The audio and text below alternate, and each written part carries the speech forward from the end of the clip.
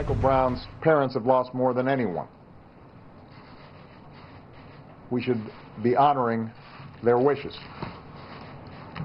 I also appeal to the law enforcement officials in Ferguson and the region to show care and restraint in managing peaceful protests that may occur.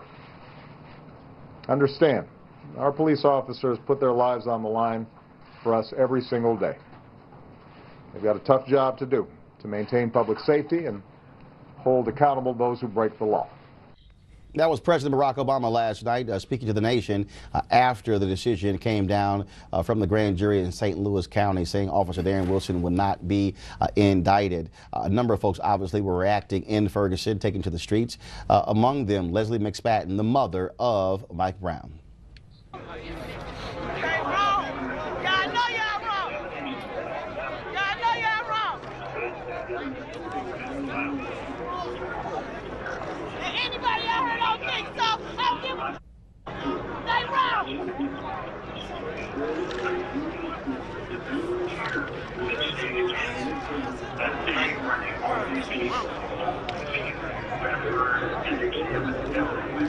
Everybody want me to be calm. Do you know how them bullets hit my son? What they did to his body as they hit his body?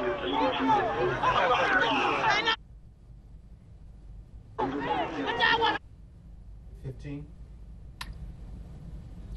Noni, let go your button.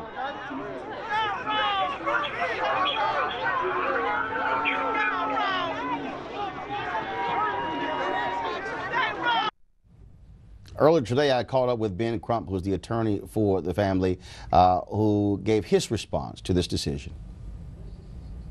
They are devastated, as many people across America. We have to find a way to get some positive change. The system needs to be indicted. This system of having the local prosecutor sit in judgment whether to indict the local police officer is completely unfair to the citizen. They have this symbiotic relationship with the local police and this relationship with the police officers, and they have no relationship or regard for the young people of color. And over again, they exonerate these police officers when they kill our children. So we have to change this system. I want to go back to our panel here, and let me start with you, Glenn. We have this issue, obviously. This is the grand jury chose not to indict. This is not the end of the legal process. The federal government could very well file a civil rights investigation, file civil rights charges. They also have a civil case as well. As a former federal prosecutor, how do you see that working out, especially when McCulloch makes this whole case that we were sharing information, we had the exact same information they had. We have nothing that they don't have. They have nothing that we don't have. Well, there are two pieces to the federal aspect of this. One is sort of a policy overhaul where they can go in and sort of revamp a police department, put them under an MOU. But the immediate piece is whether they're going to bring charges against Officer Wilson or not. I don't know how much longer that's going to take. Sometimes the feds do take a long time. But hopefully, because they have all this information pulled together, because they started interviewing witnesses back in August, hopefully they'll be able to move forward quickly. And as we mentioned earlier, you know, there's going to be a civil suit that's going to be brought, and I think that'll be very aggressive. I think Mr. Crump and his team will be very aggressive in trying to move that case forward. And sometimes large verdicts from a jury can have a major impact on a jurisdiction, because when they lose multi-million-dollar amounts, it hits them in the pocketbook and it makes them want to change. Lisa, your assessment of a potential civil case and federal civil rights case? Federal civil rights case, I don't share the positive view of Attorney General Eric Holder that a lot of others do. I don't see civil rights cases being brought in a lot of cases where I think they should have been across the country. It remains to be seen whether he's going to prove me wrong and bring one here.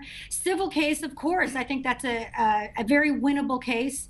But the bottom line is police departments really don't change much from civil judgments. Here in Los Angeles, where I live and practice law, for example, we have many multi-million-dollar verdicts against the local police. We also have more police shootings here than any other city in the country. So I don't think there's a big deterrent effect. I think the family should get millions of dollars, but that's not really justice for them, is it? Roland, go right ahead. One of the things that's concerning me about how this conversation keeps going is that we keep talking about that the legal system didn't work. And we have an infinite amount of cases where this was the outcome. What's not being talked about is the impact on our kids and on black communities to perpetually see their lives being taken and it being sanctioned by legal systems that this occurs. Yeah. This has an impact on our self-esteem. Some of this so-called black-on-black crime that keeps being raised, some of that so-called black-on-black crime has to do with black-on-black questioning of our worth and value in a society. But here's also the reality, though.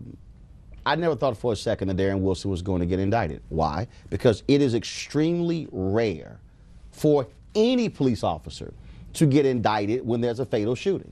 I mean, we have, in this country, you look at the laws we have on the books, we give police officers wide discretion to take any kind of action, and the discretion is even up to that particular officer to say, in this situation, my life was in danger, so therefore I took this action. I bring up the case of the young man, the mentally disturbed young man who was shot and killed in St. Louis a couple of weeks after Mike Brown. Jimmy Powell. I mean, that kid, literally, it was 16 seconds from the moment the cops arrived on the scene and opened the door to the first shot. That's right. 16 seconds, and the law simply says when he took one step, he didn't leap towards them. He took one step. They have the right to fire, and Roland, they fired almost 10 bullets into his body. And you know what else happened in that case was the police, before they knew there was a civilian video, said that Mr. Powell was lunging at them with his arm in an overhead position with a knife. Then it turned out there was a video. He didn't have the knife in an overhand position at all. It was down at his side, and he wasn't lunging. He was walking. He was known to be mentally ill. It was a butter and knife. That shows you how police can exaggerate. Look what happened here. Look what Darren Wilson told this grand jury under oath. He told them he washed his hands twice immediately after this incident. This is a trained police officer who knows he's supposed to preserve evidence. At the very least, he's supposed to photograph his hands before washing the blood off. He failed to do that. He calls Mike Brown Hulk Hogan. He calls him a demon. I mean, he completely dehumanizes this young man, and he gets away with it without a moment of being cross-examined by those prosecutors. Lisa Bloom, we surely appreciate you joining us right here at News One Now. Thank you so very much. Thank you. When we come back, we're going to have more reaction to this. Also, we'll hear from folks there in St. Louis and Ferguson about this decision. More continuing coverage right here on News One.